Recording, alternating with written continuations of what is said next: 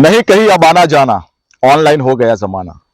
यार दोस्त सब फेसबुक पर, व्हाट्सएप पर दादा नाना, नहीं कहीं अब आना जाना, ऑनलाइन हो गया जमाना। સોશિયલ મીડિયા, ઇલેક્ટ્રોનિક મીડિયાના જમાનામાં વાતો ખૂબ વાયુ વેગે ફેલાય છે। સાચી વાત ઘરની બહાર નીકળે એ પહેલા ખોટી વાત આખા વિશ્વમાં ફરી ચૂકી હોય છે। એવા સમયની અંદર લાકડીઓ તાર શબ્દ વપરાય છે।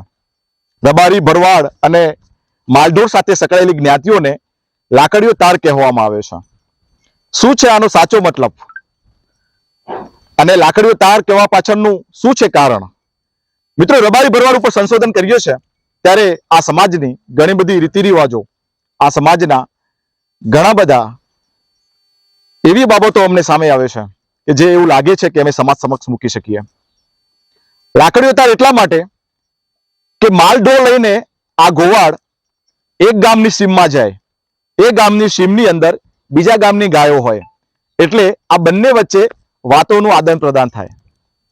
બીજા દિવસે એ જ ગાયો જ્યારે બીજી ગામની સીમમાં જાય ત્યારે એ ગોવાળ ભેગા થાય અને એ આ વાતોનું આદાન પ્રદાન થાય, એટલે એક વાત બીજા ગામ સુધી, ત્રીજા ગામ સુધી અને ચોથા ગામ સુધી આ વાત ફેલાય, એટલા માટે આને લાકડીઓ તાર કહેવામાં આવે છે।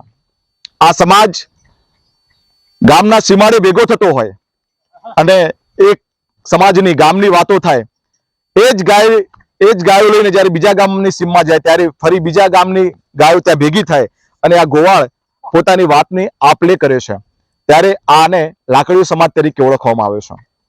21મી સદીમાં ઘણા બધા લોકો એવા છે કે જે આ શબ્દ તો જાણે છે લાકડીઓ તાર, પણ એનો સાચો મતલબ જાણતા નથી, એટલે અમને એવું લાગ્યું કે સમાજ સમક્ષ આ વાત મૂકવી જોઈએ। ધન્યવાદ।